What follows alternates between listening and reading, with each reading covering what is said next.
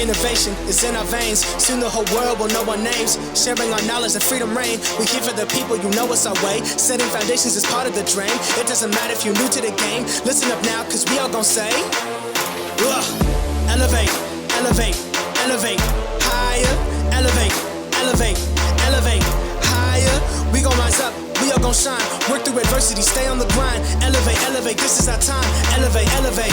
Welcome to the Elevate Podcast, everyone. It's so great to have you all on one more time. It's your boy Josh. And Reg. And we're grateful to be back on with you yet again. We got an action-packed episode. Well, 2 words. Danielle Smith. Lighten it up over there in the West and frustrating Ottawa, making them quiver to their core. It is kind of wild to watch it all happen in real time. Obviously, we're talking about the bill that was brought out, or let's just say the policy that was put in place last week over transgender issues and parental rights over in Alberta, and as well as other resource issues that's starting to get a lot of play over there. Secondly, I'll be talking about the Loblaw Lobbyist in the Conservative Party, what's going on there.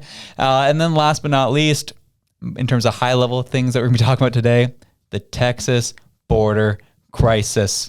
The Kremlin's weighing in, China's weighing in, and tonight, we're weighing in. Reg, how you feeling, big dog? I'm doing awesome. I'm actually having a really good one this week. I think that it actually comes a lot from the viewers, honestly. And then also, as I was saying to you a second ago, I remember last week where I told you I ran into some glass and it was not a hot moment for your boy. Well, somebody else ran into the glass at work. And it was funny because my director previously, I had come to her and I was just like, yeah, I'm having a rough day. I ran into the glass. And she's like, oh no, that happens all the time. I'm like, no, you're being really nice. That does not happen to people. The other day, somebody went smack right into it and just heard the papers flying. And I was just like, oh my God, are you okay? I'm sitting there at my desk going thank God. This is great. Love that for you, man. Yeah. As well as, because we are a Halifax-based show, we had a lot of snow. I was actually surprised we were able to make it into studio for this one today. We got 2 days straight of snow, which I don't even know what the final count is. All I know is my snowbanks are taller than me today. Yeah. Which is ridiculous. Did you even bother shoveling your driveway? I did. Okay. I did. Why are you looking at me like that? You strike me as someone who doesn't shovel their driveway, so I was wondering. Is that because I wore Birkenstocks to the studio today? Yeah, that's it. That's it. I did shovel my driveway, and I have the world's most annoying snowblower. So when we bought our house, we actually got them to leave the shed with all of the tools and supplies in it, and they had this little electric snowblower. And so me being the green environmentalist that I am was like, oh, this is great. This is so much better than a gas-powered one, and I can just charge it whenever I want. I don't have to worry about gas. This thing goes 2 feet and dies. you have to try and get it to work. Eventually, I threw it back in the shed, and I was like, this is dumb. I'm going to use people power and just shovel it myself. But today, though, future baby. Yeah. Yeah, but today, when it all snowed back in, because I shoveled it on Saturday, I shoveled it on Sunday, and then today the plow had filled the end of the driveway, and I just said, screw it, we're going to gun it. So I did. I looked, I made sure, because I'm on the corner, my property's on the corner, so I can see all around. And I was like, okay, we're going. So I just floored it, and we went right through the end of that snowbank and turned her around. And I've got a 4-wheel drive vehicle, so we were good to go. And I was like, we're off to the races. Way to be, big dog.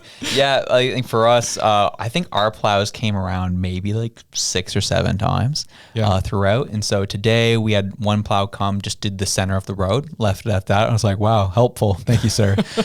Then the second guy came and he did the middle, the left side, and the right side. And I was like, all right, plows came for the day. We're good. So we started just chugging along, getting the snow all out of the end of the driveway.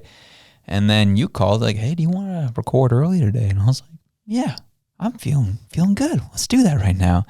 I take off. Literally 2 minutes after I left, a huge plow came in, put 6 feet at the end of our driveway. I was like, praise God, I got out of there in time. Holy jumping. It was wild. So to our fellow Scotians who survived, we love you. Gratefully you made it. It was a wild time in my household as we are in the current midst of kitchen renovations. So half our house is just dismantled. And the other half of our house was mice infested. And that was fun to deal with, stuck inside. And I was like, you know what? I'm thinking about this. There's a lot of snow out there, which means I'm sure other vermin are not traveling as much through this weather either. But there was some activity in my basement. And I couldn't figure out how to get these suckers. So, I put down the traps. I was like, snap these suckers up, keep it, humane to some degree, call it a day. Day one, we put it down. All peanut butter licked off every trap. I was like, yo, okay, fine. All right, well, now I'm a little annoyed. So I brought the bucket out. Got the old bucket out, put it in the basement, put some water in it, sunflower seeds, put a ramp up to it, gave them their last meal all the way up that ramp. You put some sunflower seeds around the rim of the bucket so that they would slip in at some point. And I come down the next morning. Every sunflower seed was gone. And there's no mice in the bucket. I was like, how in the world is this guy pulling this off? I was like, okay, fine. Day two, new bucket. The rim of the bucket is sloped. There's no way they're going to be tiptoeing around this, and they're slipping in no matter what. Did the same thing. Next morning, all sunflower seeds are gone. I was like, gee, and no mice in the bucket. I was like, oh, heck no. This is, all right, game on. So what I did is I melted peanut butter this time, went and drizzled it on all the mouse traps, changed the position of the bucket, put some peanut butter on the edge of the bucket, slide down the bucket. Like, I was like, I want them to get greedy. Woke up this morning, bam, got one. With this mouse trap, I was like, praise God, good night. I'm happy we got you. I thought we had one. No, there was a couple in the bucket as well. I was like, oh, there was multiple of you running around. Well, you get drowned. See ya. And good sayonara. My wife can now rest in peace, and so can I. So it's a good time, and that's what I did over the time of this storm. So you lost the battles multiple times, but you ended up winning the wars. Don't mess with Josh Udall, dog. Mice. We had mice in our first house. That was probably the worst we ever had, because we had mice and rats in our 1,000 square foot house. They were on our counters. They were in our oven. I was like, oh, dude, it was bad. It was bad. I dropped, no word of a lie. That one, they broke me mentally on that one. I dropped $3,000 to mice-proof our whole house after that. I was like, I don't care. This is never happening again. So this time was like only a couple. I was like, I can handle this one. That time, that winter, bro, I killed 10 rats and 15 mice, and they still kept coming. I was like, bro, they mentally broke me. I'll be honest. Your place was just the place to be, I guess, Well, before we bought the house, it was abandoned for a while, and then they renovated it. So I'm sure they're having all kinds of fun times in there while no one was living there at the time, except for they were living there. Right. So what you're saying is you were the settler that came in and displaced them from their homeland. You know what? Dang straight I was. Straight up. Holy jumping. All right. Before we jump into the topics of the hour today, we wanted to read off some love that we received from our listeners. We want to start doing this more on a consistent basis because y'all do drop some awesome messages in our DMs, and we do appreciate it.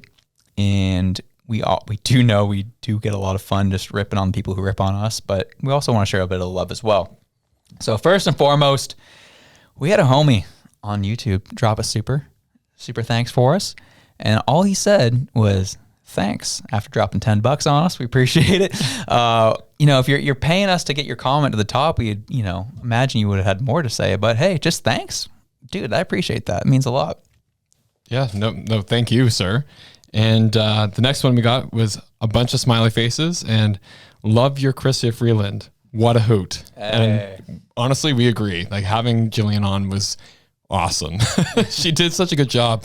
I'm still talking about I'm going to add an ST to every letter. I was just like, that was gold. That was comedic gold.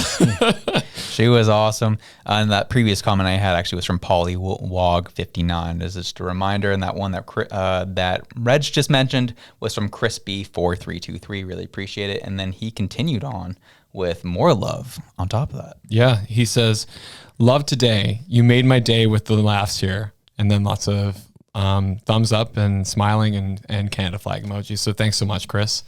We love you. And then we also got a comment on terms of people reviewing our show, which we really appreciate. We got a 5-star on the on Apple Podcasts. Appreciate that. Love seeing independent journalism on the East Coast. Well, sorry, I will admit we are not journalists. Our show's a joke, but we appreciate it. Means the world. Love seeing independent journalists on the East Coast. Keep up the great work. That came from Tammy. Love you. We appreciate the love, Tammy. It means the world. We're just doing what we can out here. Have some fun with the craziness that's happening in our country. Yeah, and so then also from Jesse on Spotify, it was, I love how you cover the topics I care about in a fun yet serious way, and I love your honest takes. You know what? Like, that's honestly why we're here, is just we need to be able to look at these things, have a laugh, and take it with a grain of salt and take it honestly. So glad that you're enjoying it. Absolutely. And this one comes from a guy who's been listening to our show for a very long time. He's called into the show on one occasion to talk Nova Scotia Power. But he dropped some love with us. He says, in response to our last episode with, again, Freeland, he only listens to the show audio wise. So he comes in with gold, assuming that was an AI Freeland, effing gold. And we told him, no, that was actually someone real. That was Jillian, who loves impersonating Freeland and does a great job with it. He says, holy effing gold, loved it. Honestly, would have thought it was her with her stupid effing opinions. Loved it. And we're like, hey man, we appreciate that, brother. So good. So that really was, sorry, one more. Sorry, I was just going to say, we're going to give one more. It says, also, it goes without saying, but you guys turned out some amazing content. The show just zips right by. And honestly, that's how we've been feeling too, where like these shows that have been so much fun that we're like, oh my God, we're at an hour and a half now, just yammering on about these things, because it's a good time, and we're glad that you're here with us and enjoying the ride. So thank you so much for everything that you said. It really does mean a lot to both of us, and we really feel that. Absolutely. And that last one was coming from a listener of ours who lives out in Cape Breton. His name is Mike, and he's awesome. You know, he's been listening to our show for quite some time. He's a true homie, and we appreciate you taking time out of your schedule to tell us that you love us. It means the world, because we know that time really is a great currency, and the fact you're taking time out of your schedule to let us know that you've enjoyed this means the world. Super appreciate all the love. But let's transition, shall we? Let's get into the business, the stuff that no one wants to talk about, including myself, I'll be honest, only because it's such a spicy topic, super divisive. And I'll be honest with you, I don't know why it is. But it is anyways. Danielle Smith has come out and introduced a new policy addressing parental rights and the protection of children. And there's a lot in this bill, or in this policy. Among the measures, so this is actually coming from CBC, where the title of the article, to those who want to reference it, says Alberta Premier says legislation on gender policies for children and youth coming this fall. And they kind of highlight in the CBC article of what is kind of talked about the measure. So what we'll do is we're going to kind of go through the summary of how CBC summarizes some of the things in this policy, in this bill. And then we'll also then tell you CBC's commentary on it, which is interesting. So among the measures, they say top and bottom surgeries will be banned for minors aged 17 and under. Makes sense? Mm-hmm. CBC's commentary is doctors say bottom surgeries aren't performed on youth and top surgeries are rare. They are insinuating that this probably shouldn't be in the bill. Second thing, puberty blockers and hormone therapies for gender affirmation will not be permitted for children aged 15 and under. Youths aged 16 and 17 will be permitted to start hormone therapies for gender affirmation as long as they are deemed mature enough and have parental, physician, and psychologist approval. Parental notification and consent will be required for a school to alter the name or pronouns of any child under age 15. Students who are 16 or 17 won't need permission, but schools will need to let their parents know first. Parents will have to opt in their children every time a teacher plans to teach about gender identity, sexual orientation, or sexuality. Alberta law currently requires parental notification and gives them the option to opt students out. All third-party teaching materials on gender identity, sexual orientation, or sexuality will need to be approved in advance by the Education Ministry. And transgender women will be banned from competing in women's sports leagues. Smith said the government will work with leagues to set up co-ed or gender-neutral divisions for sports. So that's really the top-level highlights from this. Reg, what's hitting you, dude, on this one? So I am a parent, as some of you might know. I have a daughter that turns 1 next week, or I guess this weekend. Time goes by really quickly. And so when I read this, I think of this in the lens of a parent. I think I'm responsible for this human being until they're 18. They're not a legal adult until that age. So a lot of this to me just makes sense. You don't want to be giving or providing life-altering surgeries to children This is what it is about. I have lots of transgender friends that are above the age of 18 that have made decisions in their life that affect their own body. And I think that's great. Like bodily autonomy all the way. That's my belief. Not for children. Children are the responsibility of their parents. Once they leave that, then all, go nuts. They have their right to their own body. The big thing that I thought was awesome at the end of it was the transgendered women in sports. I've been seeing so many cases where you see transgender women actually competing in women's sports and just blowing them out of the water. And it's really interesting because one of the people that I play hockey with is a transgendered man and has said on multiple occasions that you just can't play at the same level because the men are bigger, stronger, faster. And even if the woman is more skilled or the trans man is more skilled at handling the puck or maneuvering or skating or anything like that, they just can't compete with the size and the mass because they're biologically different. So reading this, I think, yeah, of course that makes sense. And I like that she actually even said that, we're going to open up co-ed things. We're going to look at ways to try and bridge that gap. She didn't just say it's an all-out ban. You can't compete. Sorry about your luck. But also recognizing the safety and the fact that we can't be just allowing what was biologically men to just take over women's sport and completely dominate them, because that's what will happen and that's what is happening. And there's been a couple different instances of that happening. Yeah, absolutely. Yeah, when I first watched Danielle's address, read through the bill, saw kind of the highlights, I'll be honest with you, I just said, what's the problem? Yeah. I know that it's, very, it's a very inflammatory topic. People get really excited about this stuff. I still believe it is a very vocal minority who are getting very vocal about it. It's really interesting. We will address it here soon. The liberal and left side of the party or side of the political spectrum and their response to this. Seeing the response shows me that either you didn't read the bill or you know what's coming and you were just being dishonest and you're wanting to cause chaos in the streets.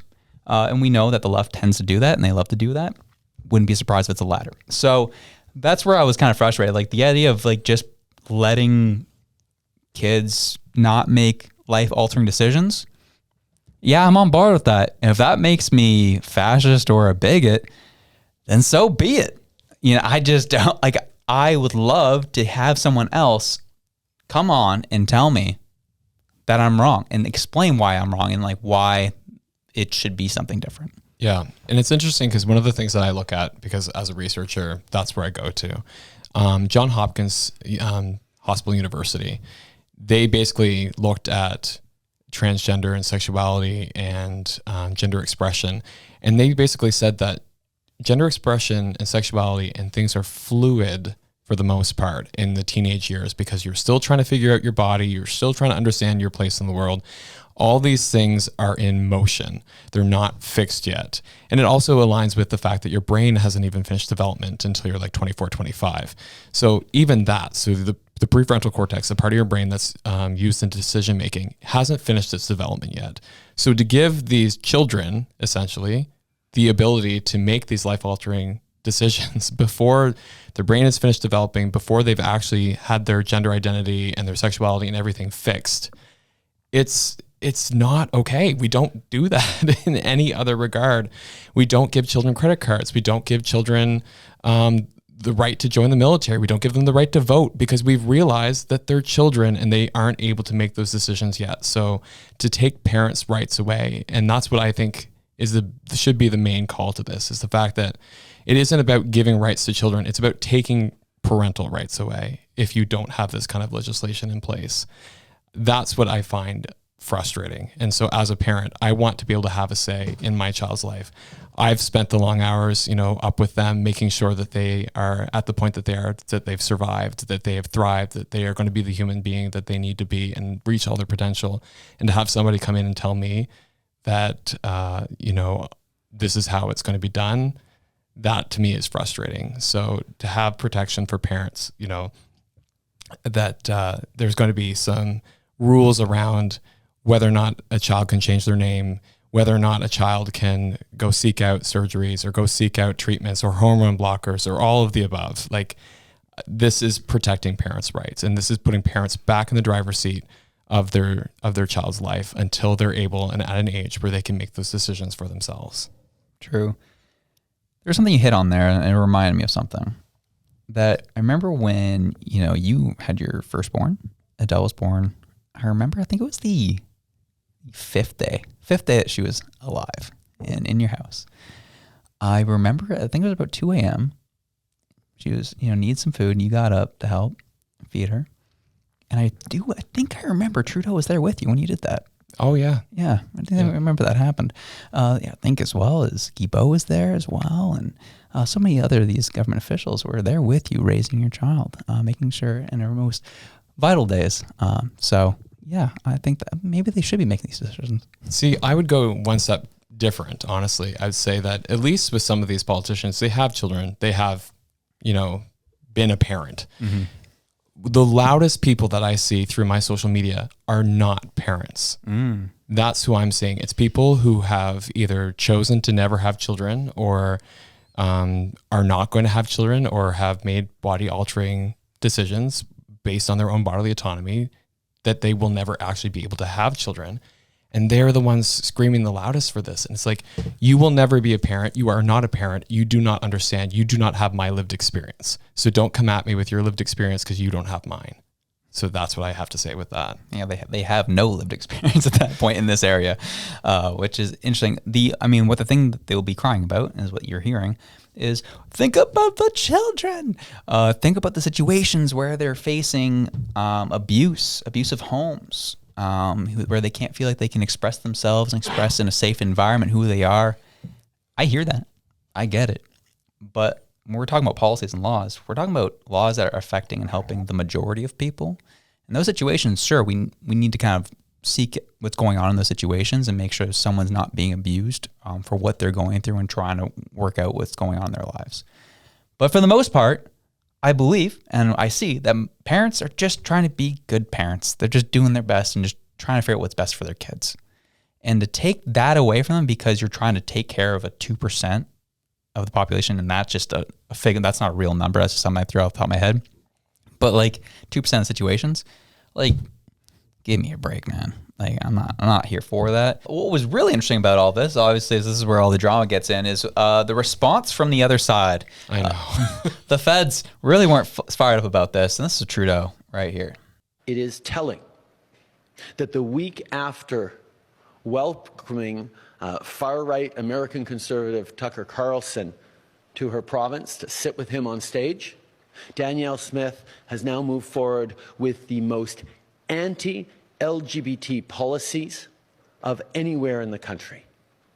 Canadians need to know that the federal government and all Canadians will be there to protect youth. So what I found funny about that was that, like you said, when I originally heard the Danielle Smith address, I thought it was very kind, honestly. I thought that she could have taken that a completely different way, but she was very expressive in the fact that she said, we will love you, we care about you. We just realize that when you're a youth, you are not able to make this decision that will affect your life yet because you're a child. And I thought that that was incredible that she took that approach of, we care about you. We're doing this for the benefit of you and for everyone else. This is not supposed to be a punitive measure. And then the Liberals are like, look at the attack on the LGBTQ plus community. Like, I was like, oh man, that's not at all what I got from that. If you were a T in the LGBT, maybe I could see that being that way, but this was just pandering to a group of people to get them all riled up and to create an issue out of something that shouldn't be an issue. Yeah. Yeah, that was a classic Trudeau move right there. Make something so benign sound like the worst thing ever and get the people going. And it's stuff like that where people on the left, you wonder why people get frustrated with your leader and Justin. Stuff like that. this is why we say he's the most divisive prime minister we've had. He is super inflammatory and frustrating to even listen to. And people are kind of done listening to it and being told that they're bad people, being told that they're wrong all the time, and that Trudeau knows what's best for you and your life and your family. And people are done with that. It's over. And that's why you're seeing such an increase in F. Trudeau sayings and flags floating around. Make of what those you do. But that sentiment keeps floating around because of crap like this. Yeah. So one thing really quickly that just kind of passed through my mind is, why is he even commenting on it? Healthcare and education are not federal priorities. Oh, wait, what? Are you serious? Whoa. No way. Yeah. So, I mean, that is always the argument I hear whenever I bring up the fact that we have the most food bank usage or the most homeless population right now that we've ever had, and all these problems that we're seeing in our society. And everybody's like, well, that's not a federal priority, so he shouldn't have to comment on it.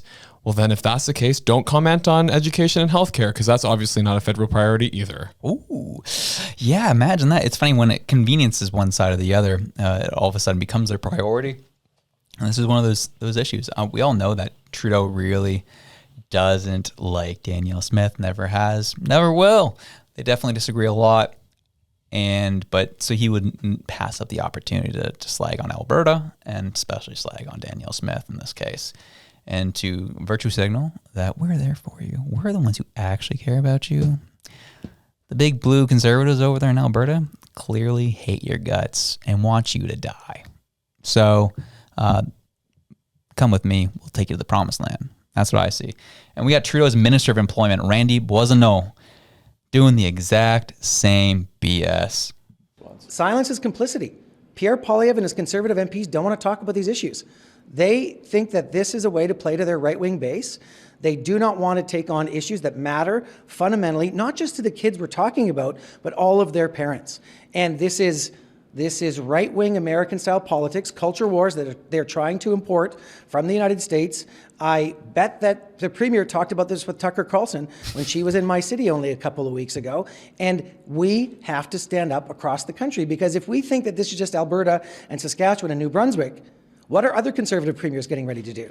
And if we let Danielle Smith go this far, what are other jurisdictions going to do? We have to stand up and call this out now. So Conservatives are being cowardly in not sticking up for Canadian children. Do you think that was a direct result of Tucker Carlson's visit? Like, do you think he had any influence on what was announced? I don't know if he had any direct influence, but I can tell you what we're seeing from his MAGA-style politics.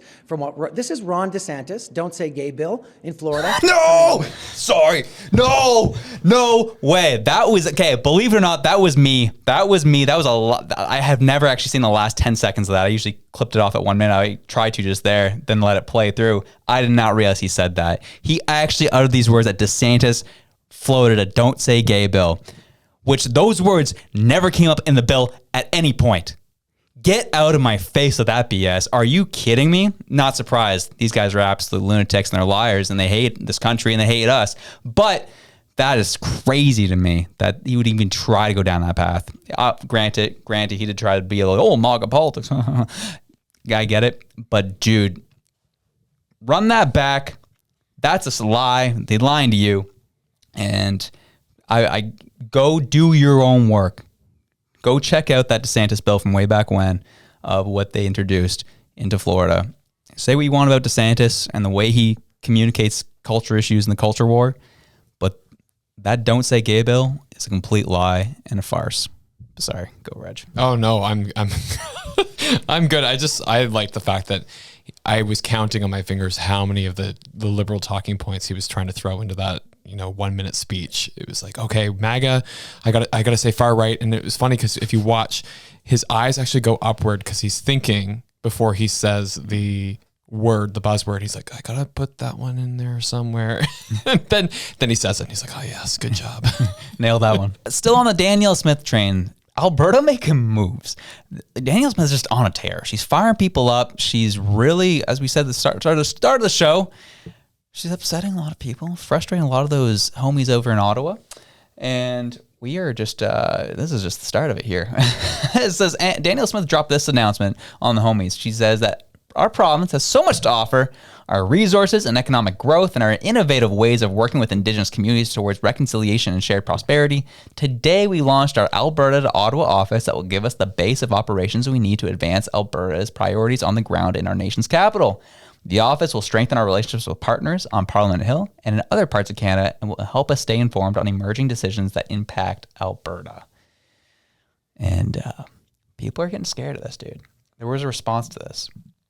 George Chahal, who's an MP, Liberal MP for Calgary Skyview.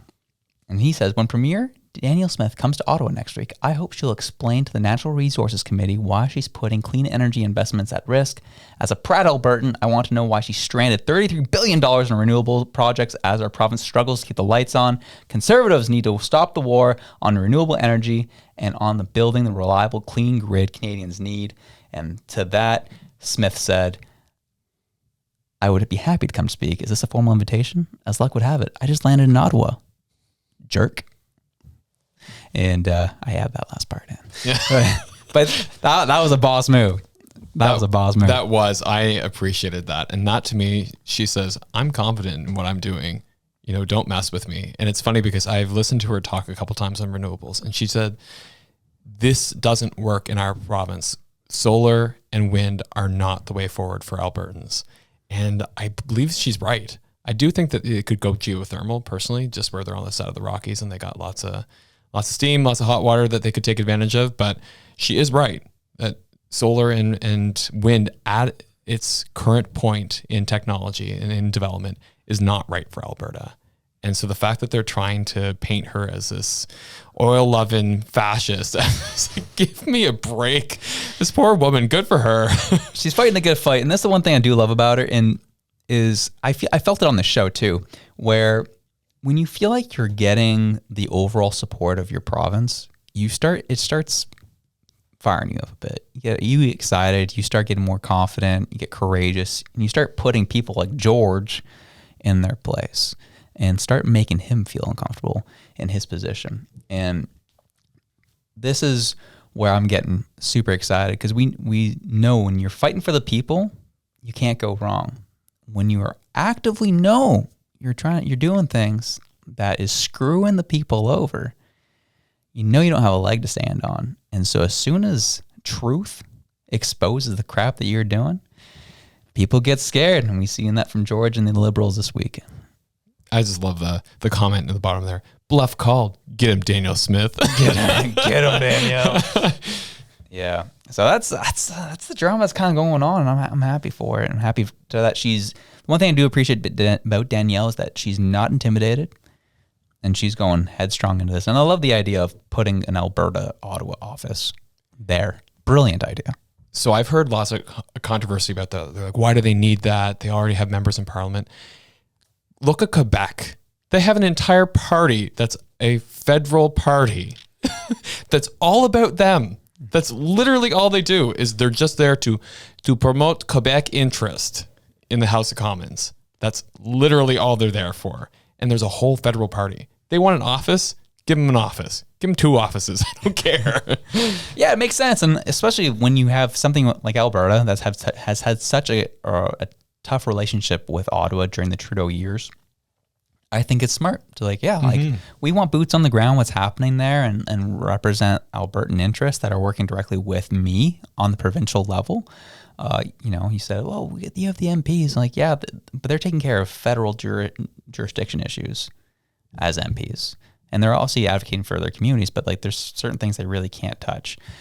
Whereas like if someone on the provincial level representing you in Ottawa, getting on the ground, seeing what's going on, I think that's a good idea. I'm here for Albertans in that. And, it's funny because it was actually you and Jennifer that really kind of opened my mind to this. I didn't realize at the time, but you just said it there where, they're the Bloc Québécois federal party only runs in one province, but somehow has a seat at the table on a federal level. That's crazy and so stupid. And people are crying about this? Get out of my face. Yeah, okay. I've been hearing that it's like they're creating an embassy. This is just one step towards Wexit. No, Wexit. No, not about Wexit. Well, part of the reason is you're giving people a reason to start thinking Wexit over here. I know. But yeah, like Quebec, they have such a stranglehold on this country. That needs to end. That really needs to stop. Or you're gonna see a lot more contentiousness. And honestly, at this point, if we had another referendum in this year in 2024, saying Quebec needs to separate, I would vote in support that they should go. Get out of here. Stop living off the teat of Alberta and the rest of the country, and actually develop your own natural resources that you have, and screw off and stop crying. I'm done hearing about it in Parliament. Go do your own thing. I'll vote. I'll happily pack your boxes for you. Get out of Confederation if that's the attitude you're going to have. I'm done with it. So what's interesting is when you actually look at the breakdown of equalization payments, Quebec gets like 50% or something close to that. I'd have to actually get the full number, but when you look at the pie chart, it's overwhelmingly Quebec. And you have to wonder, is that because they have so many members in Parliament voting for Quebec interest and Quebec interest only? So yeah, go to Danielle, put your office there, get the people on the ground, get the boots on the ground, start lobbying, because that's what Quebec is doing, and it's working for them. So you get yours. And it's worked Nova for Scotia, years. do the same. Throw your office up there. Please. Timmy. You need some federal money too. Yeah, hook the homies up. Yes, that's that, and we'll leave the Alberta, Ottawa stuff now off to the side. But yeah, that's kind of what's happening there. Drama really took place though. Again, the Liberals they're struggling. They're having a hard time really trying to find messaging that's resonating with people because they have nothing that they've brought to the table that's getting people excited personally. So they're just like, okay, what can we point to that will get them mad at the other side so they kind of stop being distracted with whatever we're doing? And they did that with this whole Jenny Byrne thing. So Trudeau calls out Poilievre after top Conservative advisors tied to Loblaw Lobbying. And this is Jenny Byrne, who's an MP, and she runs a company that had members of that company lobby for Loblaw on a provincial level in Ontario. That's the extent of the lobbying that's happening with Loblaws. Am I fired up to hear it? No. Do I think that crap should distance itself from a political party? Yes. But it isn't as much or crazy as the Liberals are cooking it up to be either. Yeah, that's what I'm kind of feeling, like exactly that. And I think we might have even had that conversation where I'm like, does this excite me? Not even in the slightest. Like, no way would I want a Loblaw lobbyist in cahoots with the government. That to me just sounds awful. But the problem is that it's not as closely tied as they're making it out to be. And I don't know what Poilievre does with this, because on one hand, he could get rid of her and be like, we aren't going to deal with lobbyists or previous Loblaw lobbyists. The other way, he could be like, this is just more disinformation being spread by the Liberal government and keep her as a way to show that he's not afraid of it. But I don't know. I don't know what the right answer would be. My gut would be to keep her and say, screw you and your disinformation. But the other side of it is like, I'm really hating Loblaws. And if I see somebody who's voting for Loblaws tied to a party, that is going to annoy me. But yeah, it's trying to sort out that narrative.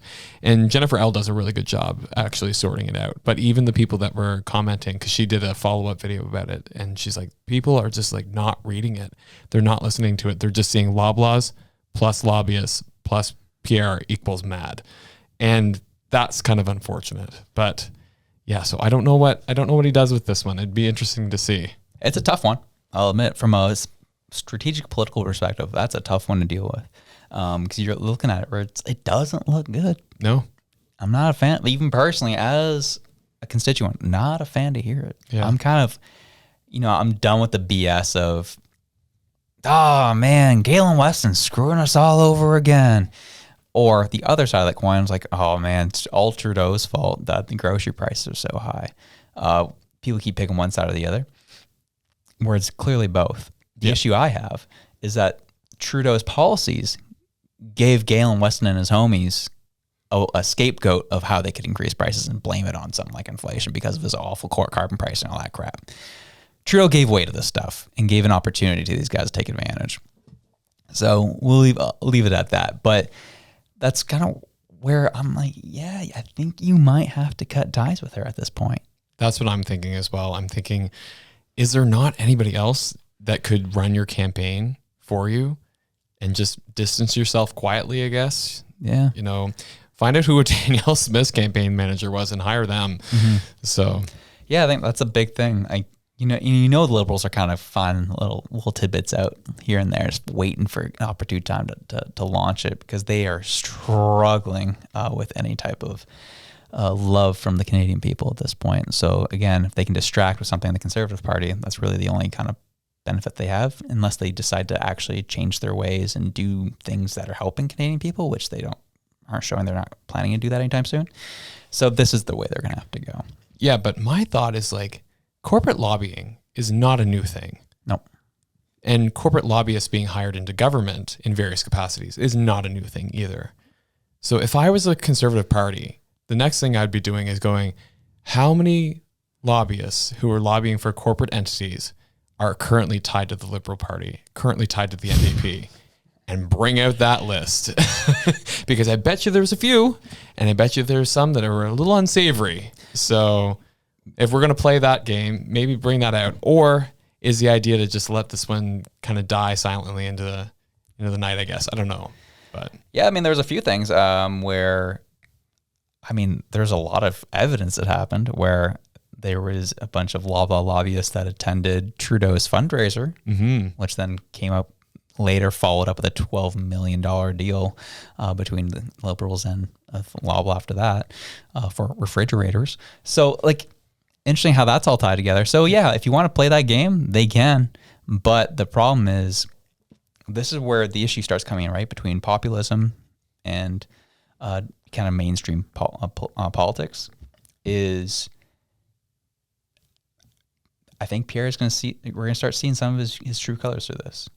Because you look at someone like Vivek Ramaswamy down in the States or Trump, immediately they'd be like, I get in power, we're turfing all corporate links to government. They're all gone. The fact that Poilievre's kind of like, let's see how this one plays out, kind of shows you a little bit, where your allegiances lie on this. If I'm a quote unquote populist coming in, my first thing is like, yeah, we're getting rid of all lobbyists.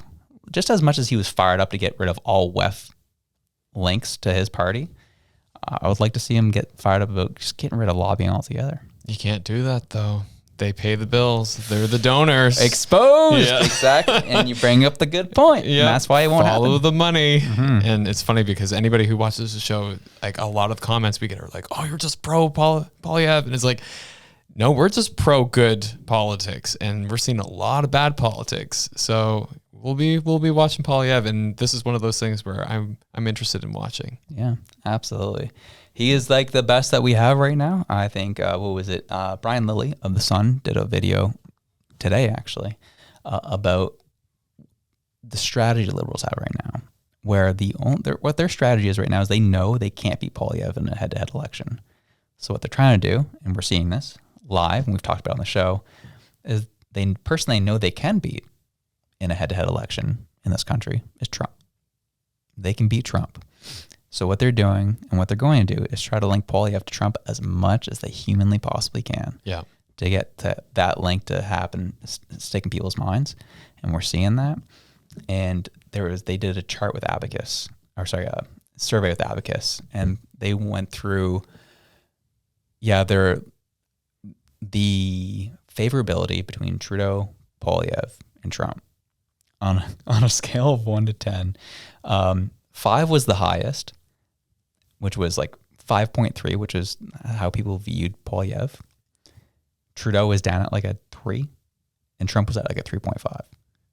So in this country, even in this country, with how left-leaning we are, people still see Trump more favorably over than Trudeau, which is pretty wild. Yeah. That's pretty damning for the Liberal Party. The problem is, though, that the popular vote doesn't win the seats. It doesn't dictate the election, which is a weird concept. Maybe take that to electoral reform, but we won't, because that won't guarantee you an election.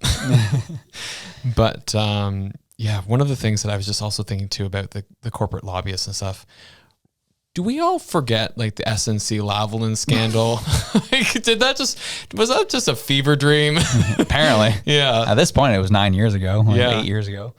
So it's funny when we try and draw connections to corporate entities and corporate profits, and then we just have this glaring example. Like, we lost Jody Wilson-Raybould, we lost Jane Philpott over this, and like the whole Liberal Party lost credibility over the fact that the SNC Lavalin scandal was there, and then Trudeau himself blocking RCMP investigations into it. So, yeah, I don't know. Maybe it might be time for Pierre to remind everybody about that one. Totally. And I agree. And as we kind of go off on this whole people popping off on Jenny Byrne and her quote unquote links to Loblaw Lobbying, she was quiet. She was really quiet when all this came out, rightfully so. I guarantee that was part of the plan. It was like, let's just let this die off for a bit here. But today, she broke her silence on Twitter, dude. She broke her silence, and she's been retweeting stuff. Don't get me wrong. In the past few days, she's been retweeting stuff, but she hasn't said anything herself on Twitter until today. She says, let's talk about Pablo Rodriguez behind the wheel.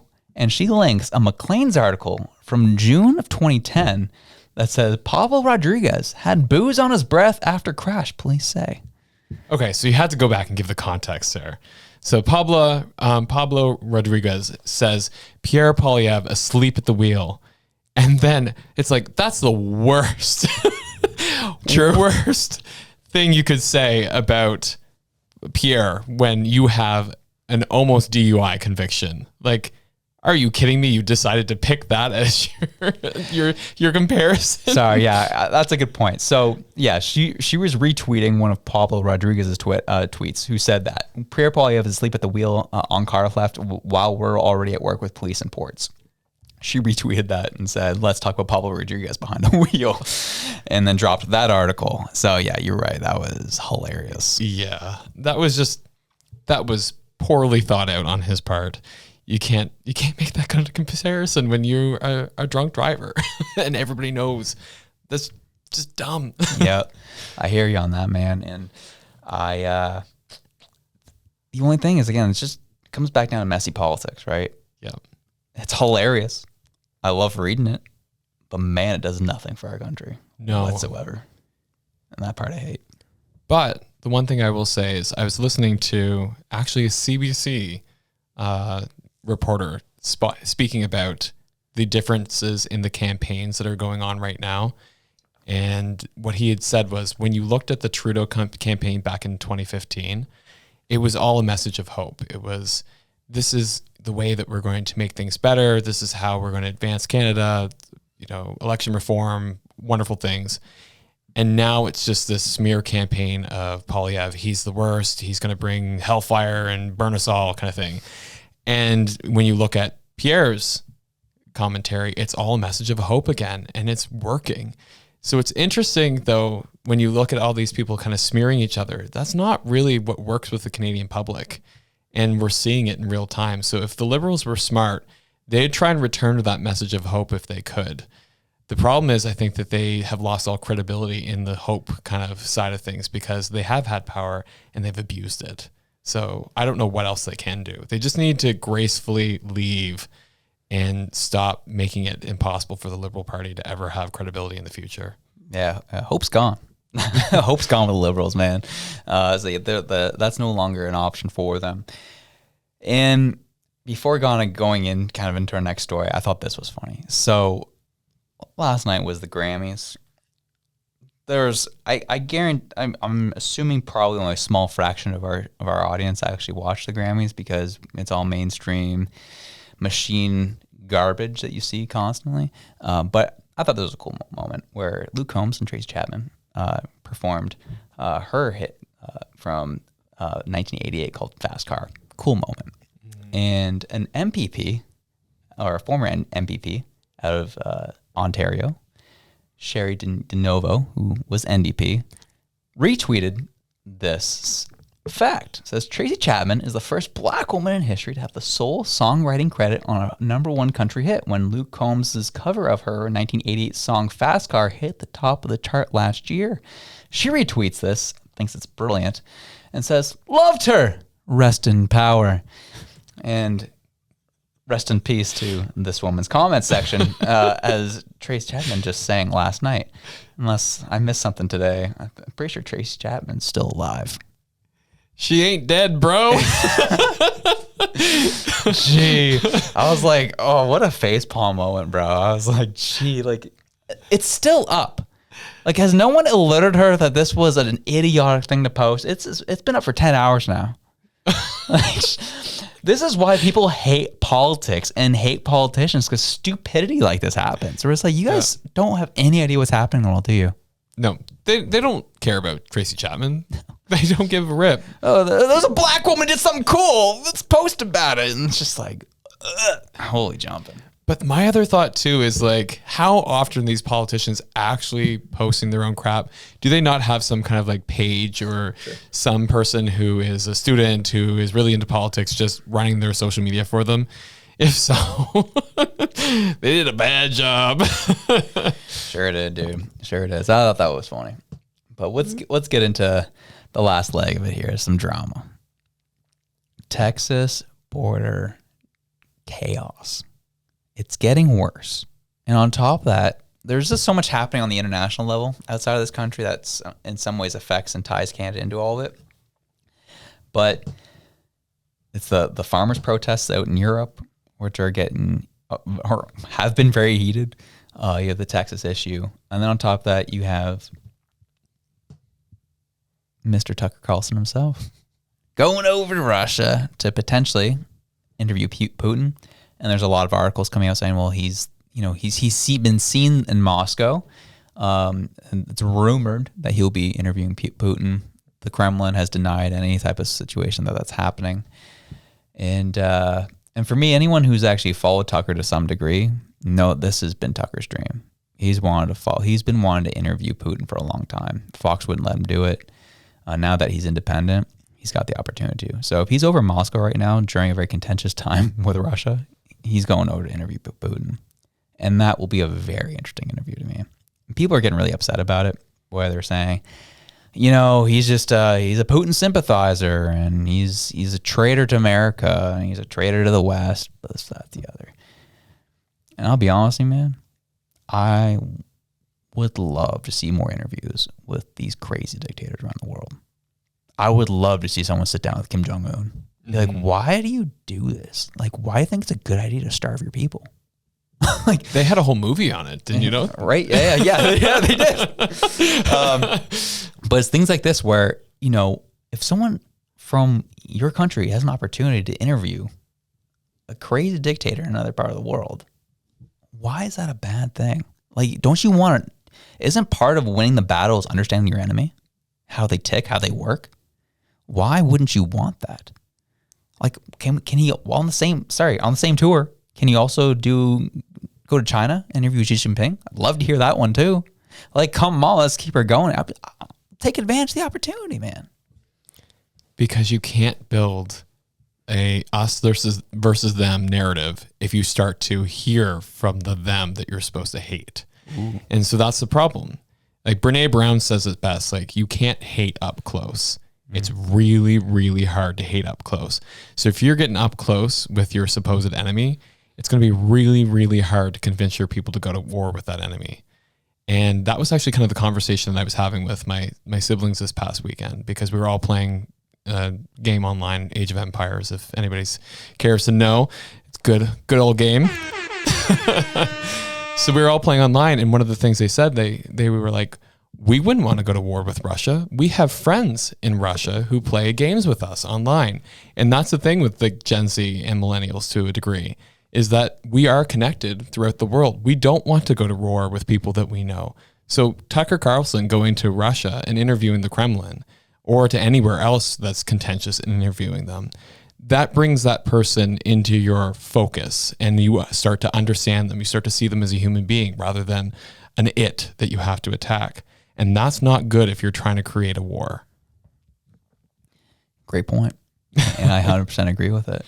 That's exactly what's happening right now. And we heard it in Trudeau's remarks earlier in the show, where he's like, it's no surprise that Danielle Smith brought up Tucker Carlson, who is a MAGA politics supporter and supporter of the Kremlin, blah, blah, blah.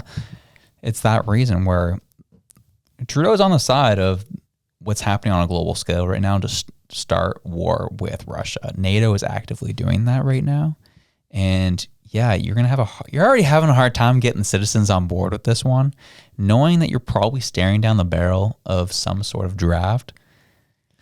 If you then get an interview coming out of, oh, maybe we're not the good guys, as good as we thought we were in this whole situation and issue, that's really not going to bode well for your numbers in military. No, not introspection. Oh no. Intersectionality used in a way that's not the way that I want it. What? Oh shoot. But I have to say though, like, I'm glad you mentioned draft because I've been itching to talk about this. So how does this work in today's day and age? Because back in the day, when you had, young men going out to work and the women were staying at home, raising families and things like that. When the young men were drafted, the women entered the workforce and took over the roles of the men who had left to fight. That's not the case anymore. Both parents are out there working their butts off. People are in debt up to their eyeballs. Like, if you send all these people out to war, so first option, if you send only the men out to war, that's blatant sexism. Like, the women can do anything a man can do, blah, blah, blah, blah. Send them out too.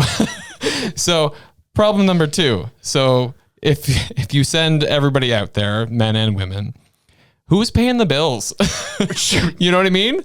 You've got debt up to your eyeballs. You've got rent. You've got mortgages. You've got credit cards that are maxed out. You've got every scrap of savings that you have spent just to live because you can't afford to buy groceries. Who is paying those bills when you're off fighting Trudeau or whoever's war? Who's paying? Like, does the banks just forgive your debt? Like, does the institutions just say, oh no, it's okay, everything's on hold until you get back? Like, what happens there? Does interest still keep accruing? So what happens with this draft? Because people are definitely not going to be paid their salary. I make a good salary doing what I do. There's no way I would get that from the military if I joined the military again. Because I was in the military for 3 years as a medic. I was not making the kind of money I'm making right now because I have the education and I have the experience and the know-how to do what I do. I'm not getting that by going out there and being a medic again or being in the military. So who's paying my bills? Because I'm looking at my salary going, I'm just getting by in Trudeau's world right now because of how hard they've made things. If I have to take a salary cut, I'm screwed. I'm losing my house. I'm, not putting food on the table for my daughter. That ain't happening. So like, this whole idea of a draft just fundamentally doesn't work. And then you have the whole idea of Gen Z and millennials, we don't want to fight your war. So shove it. That said though, if somebody's coming over to my country and starts dropping bombs on my country or is landing troops in my country or sending drones or whatever, I'm going to be the first one to pick up the rifle. But if it's off somewhere else and it's somebody else's war and they're doing their thing, I don't want any part of it. Leave me out of it. Do your thing. It's not my problem. Amen, brother. Amen. Yeah, it's going to be an issue. The only time you see drafts happen, typically in history, are when you can't galvanize your people. And then you have to force them into doing it. What happened with Vietnam in the States, where the draft happened, and that war went terribly for America. Didn't go very well because people start getting an idea of like, wait, why are we going over there? Like, what are we doing? What's going on? I don't believe in this cause. And you had guys who were like Muhammad Ali, who were very vocal of the war and saying it was wrong, and he went to jail for not going over to Vietnam.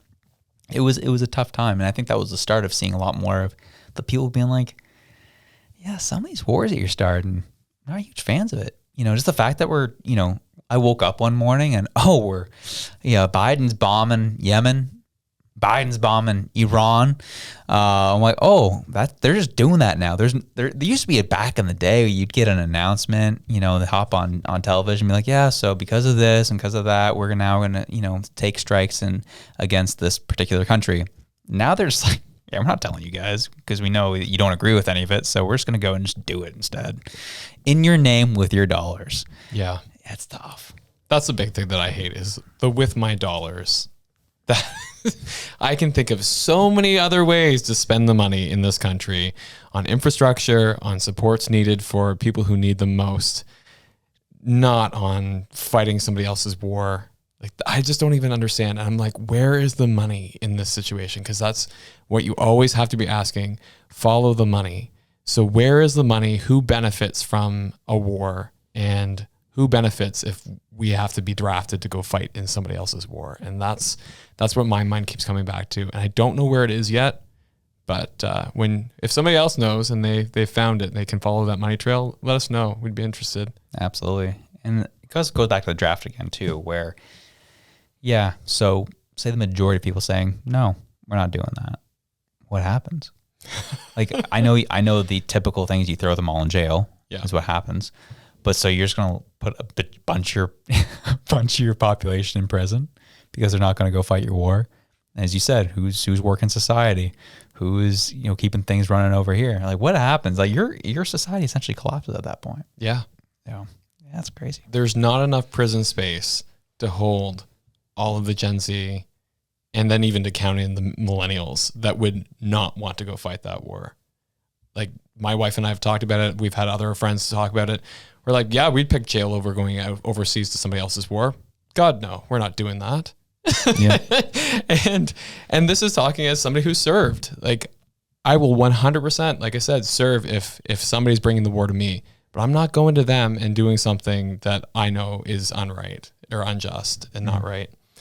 But yeah, talking about Texas though, and this war, we got to get back to it because it's too funny. Yeah. I guess that's a word to use. I don't know if this is funny to me. This is bonkers serious. And so those who've been following, lots of migrants, illegal immigrants coming over the Texas border, thousands and thousands a day. We're talking 15, 20, 25,000, and sometimes more a day. Just undocumented people just coming in. No idea what's going on. The federal government has said, keep letting them come in. We have no border. Keep letting them come in. And Texas is like, yeah, we want some checks and balances for who's coming in and people walking through our state. So we're going to start bolstering our border. And Joe Biden said, no, you're not. And Texas said, watch us. And so Governor Abbott decided to bolster his National Guard and start securing the Texas border. Following that, you had 14 other states that have sent their National Guard in support of Texas. Arkansas, Florida, Iowa, Idaho, Nebraska, North Dakota, Ohio, Oklahoma, South Carolina, South Dakota, Tennessee, Virginia, West Virginia, and Wyoming have all stepped up and supported Texas' efforts to secure their border. Yikes. That's not quite 52 states, but that's a good chunk of states all weighing in on the issue.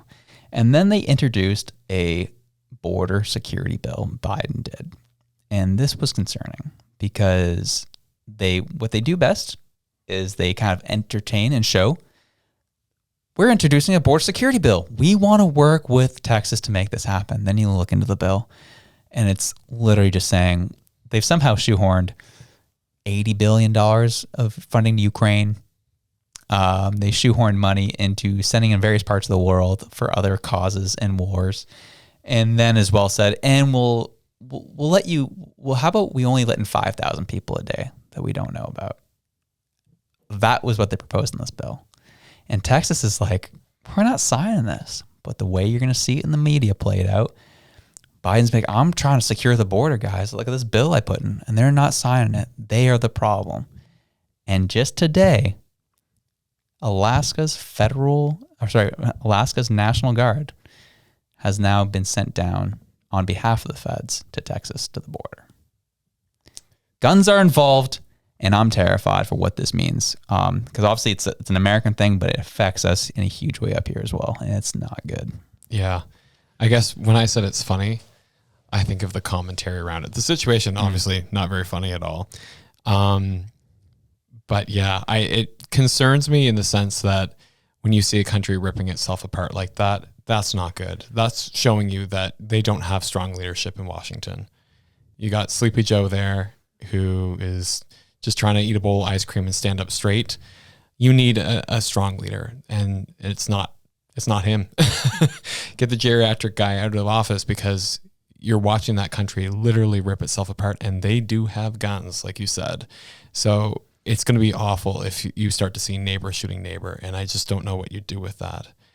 The funny commentary that I had to add, though, was that going back to Russia, I have to share this because it was just absolutely ridiculous. Yeah, you're right. So anybody who saw this, so Russian lawmaker Sergei Mirnov posted on his X in support of Texas and offered help. And he said, "In the conflict between Texas and the United States, I am on the side of the state. If necessary, we are ready to help with independence referendum. And of course, we will recognize the People's Republic of Texas, if there is one. Good luck. We're with you." Like, how kind and supportive of you, Russia. Shout out Russia. Gosh. So that's what I'm saying. Like, it's just, the commentary around this is just ridiculous. And the fact that it is such a serious issue, and I don't know, it just, it's just so, I can't even talk right now. It's just going to show how broken some of these systems are and how far removed our federal governments are from the people on the ground. And we're seeing that in the States, we're seeing that in our own country, and you're seeing that across Europe, where the average citizen is so upset with their leadership, and there just feels like there's no way around it. Yeah, absolutely. And I just want to clarify some of the spending here out of Politico in this bill. It says the legislation also includes the Fentanyl Act and Afghan Adjustment Act as part of the larger deal. It would send about $62 billion to support Ukraine in its invasion against Russia, $14 billion in security aid for Israel, $10 billion in humanitarian assistance to the Gaza Strip and Ukraine, $20 billion for the border, and nearly $5 billion to partners in the Indo-Pacific to fight Chinese aggression. Yet this was called the Border Security Act. Well, those are lots of borders, you know. Oh, so, yeah, you're right. You're right. What I find most interesting about that is $14 billion in security aid for Israel and $10 billion in assistance for Gaza. So we're like, oh, we're just going to play both sides here, and we'll just see what happens. Yeah. Like, are you kidding me? Like, what is that? Yeah, the fact that stay out of it. Yep, please. And that comes down to why Texas is so frustrated, why they're not doing anything about people they coming across that are undocumented. And there's other parts of that bill, which is what got people their backs straight up, is essentially what it allows. If they sign this into law, anyone who crosses illegally into America automatically will essentially be allowed to apply for citizenship immediately. Essentially making their illegal act legal. And that's why they're just like, we're not doing this. So do with that what you will. Keep an eye on it. I think it's really important to Canadians to keep an eye on what's going on down there, because you have obviously all these issues happening around the globe. Have seen these issues down in Texas. Texas is not standing down. Neither are 14 other states. They're not standing down. And the feds are not standing down either. And they're going to use the media to their advantage to try and get people on their side. I know we're running long, but I just want to ask, maybe you know the answer to this question because I don't. Why are they coming to Texas in the first place? Like, we can talk all day about the fact that, you know, we've got all these people that are migrating into Texas from wherever. So the question I have is, where are they coming from? Why are they coming from there? And why can't they return to there? Why is it that they felt that they needed to leave wherever they were in the amounts that we're seeing? Like, why? What's happening there? So there's a lot of complex issues. They've come from a variety of different countries in South America, but as well, China has been sending people over as well to get into these South American countries to then migrate up. And the issue you're running into is you have a administration who's been very vocal, like, we'll take anybody and everybody. We have sanctuary cities. You know, you'll have the American dream. Come. And that was obviously the meme of, you know, Kamala Harris saying, don't come. Well, since then, they've done a lot of interviews saying we'll take anybody and everybody. And so that's a big reason why you're seeing people come up. They hear, and it kind of goes back to the whole survey of Canada, that we're the most desirable place to be. Anyone who actually, and then they get to Canada and realize, oh, this place kind of sucks. That's kind of what's happening. It was like the American dream is still a very marketable asset in a lot of these countries. They don't want to be where they are. Venezuela, Ecuador, these types of countries, right, are people that are fleeing from to go to the States. And then when you're being told you're going to get citizenship, that means a lot. Add on to that, coyotes, people who are taking advantage of these people and just spreading essentially marketing material into these countries, saying, you know, follow us, pay us money, we'll get you to America. And that's what these coyotes are coming in who are just very predatory. And a lot of these people aren't making the journey. They're dying, whether malnutrition, dehydration, you name it. They're sometimes not making it, but these guys are making money hand over fist to help these people make it across the border. And then don't even mention all the drugs and stuff that are coming across it in terms of human trafficking and drugs on top of that. So it's a very messy situation. Yeah. And so that to me is like, there's the issue, right? I get it where it's the marketing, because we're seeing that in Canada, like you said, where people are like, oh, Canada's always been known as a safe, free place where you can come in and make it, essentially. You know, if you feel like you're struggling, you come to Canada, there's supports in place to support you and you will make it. Basically trying to help people who are in the middle class and struggling to join it. But realistically, like that's what I'm gathering. And then, like you said, when people get there, they realize that the reality is very different. Mm-hmm. And I'm thinking that's exactly what's happening in the States based on like what you've said and what I've kind of gathered from my own understanding.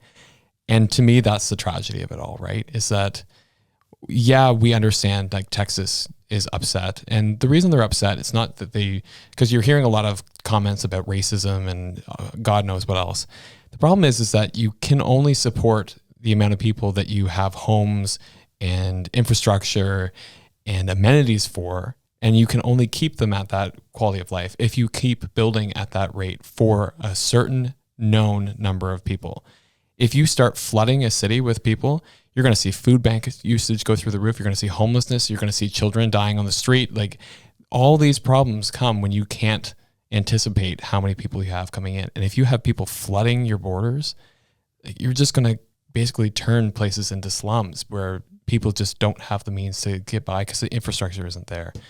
And so that's what I see as like the big problem for Texas, is that they just don't have the infrastructure to support that many people coming over. Well, and so I see it as the people in Texas saying like, this is going to completely destroy our quality of life if we keep going the way that we're going. So we're going to defend our border. But I just like, my heart goes out to those people who are trying to cross the border, who are obviously doing this because they feel like that's the only option that they have. Yeah, they've been sold a lie, which is unfortunate, because what we're seeing is, you know, the southern states have been dealing with this issue for decades, and no real seriousness coming from Washington on it. But now it's getting to a point where it's just untenable. What's happened now is they're sending all these people to California, Chicago, New York, where now these Democratic politicians are saying, we don't have the infrastructure for this. We can't handle all these people. So you have they are just packing schools with people where they have nowhere else to go, putting them on cots, doing something like just kind of packing them away. And the Democratic mayors, governors are saying, whoa, Biden, what are we doing here? And now you're seeing some of these blue states being like, what are we doing with this immigration stuff? Like, it's not just Texas anymore, and you know your whole crap that you want to talk about where it's, oh, they're all just racist. It's not just them anymore. People are actually seeing the issue for what it is now, and it's not just the red states that are upset about it. And Texas is just like, yeah, we're securing our border because, well, we've been dealing with this for decades. No one's really taking it seriously, and now it's happening in your backyard. Now all of a sudden it's an issue when it starts happening in the states that have more influence over DC. So yeah, it's a big problem right now that needs to be addressed, and that's why you're starting to see guns come to the border over it. So my mind just went to a dark place. Remember how we talked about how are you going to draft people? Yep. Guarantee them citizenship. You've got all these people who are trying to get into America. Say, you know, hey, you're fighting our war, we'll guarantee you citizenship. I wonder if that's a potential thing that they're looking at. I think that's highly likely. I agree with you on that. And that theory's been floated. Yeah. Where this is starting to become more of the plan of like, hey, and then what ends up happening, and people take another step further on top of that, where it's like, okay, so you do that, you guarantee them citizenship. What happens? End the war comes, whatever that war is, and now you can control these people, because now that you can then influence them to turn a gun on their fellow American citizen when they don't have any allegiance to the country in the first place, really. So it's just like, it's really kind of like people are taking it to that step too. Alex Jones just jumped in on it, Of course. which I thought was interesting. He did say, he mentioned that there could be a false flag event happening. So I thought it was interesting, whatever that means. False flag meaning, things happening that aren't exactly true to the eye. That there could be something happening at the border that's quote unquote white supremacy motivated to push a certain narrative. So he came out on his Twitter and he says it may happen, may not happen. Just letting you know, it could happen. And I'm like, you know what?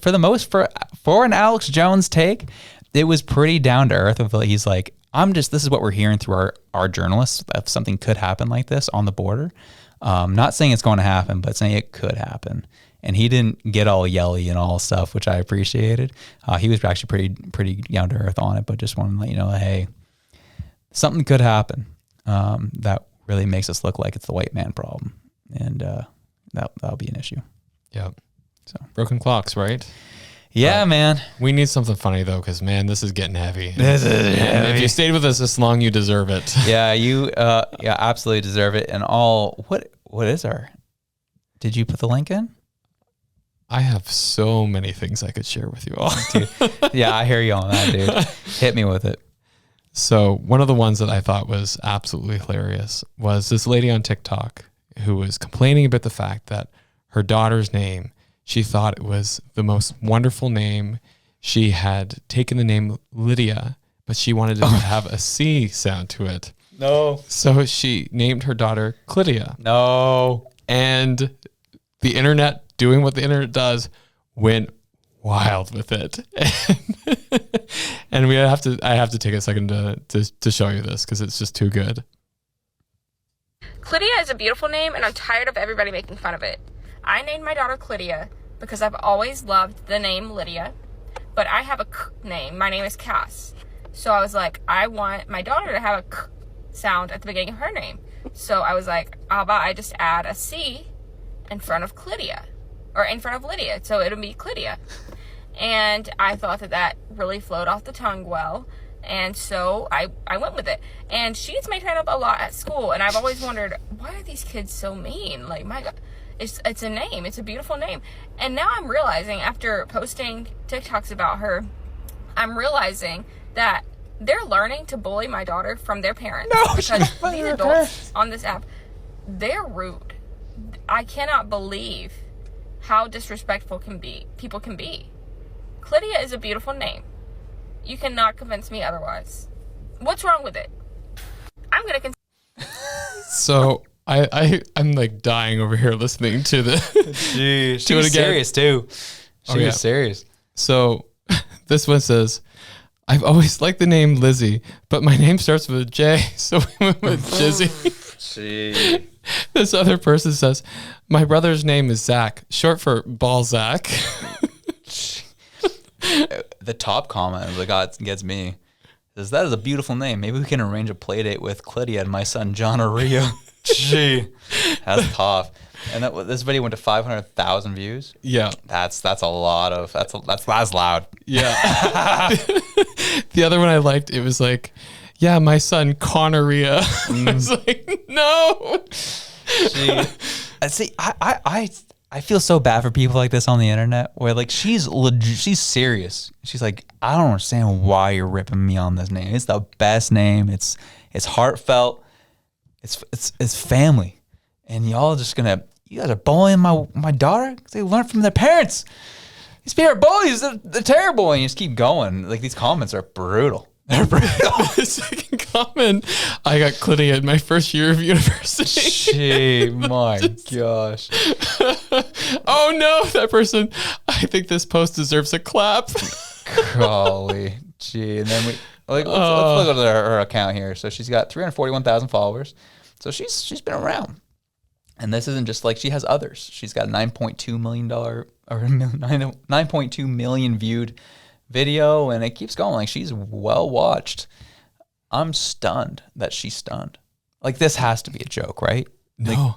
Like, you don't think this is a joke? She's made a couple different videos about it, responding to people and saying that, like, she's just really hurt by all this. And you know what? I feel bad in one way where I'm just like, you know what? Like, that's unfortunate. Naming a child is a hard thing to do. We ran into that problem where we had a couple names picked out for our daughter, and we made the mistake of telling a family member that we liked these names, and they were like, oh, well, this one's my favorite, so that's what I'm going to start calling this child, and tell everybody that that's the child's name.